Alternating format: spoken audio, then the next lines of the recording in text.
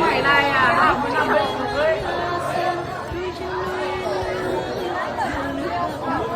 quay là nào vẫn làm bên Dino này thì em cao không?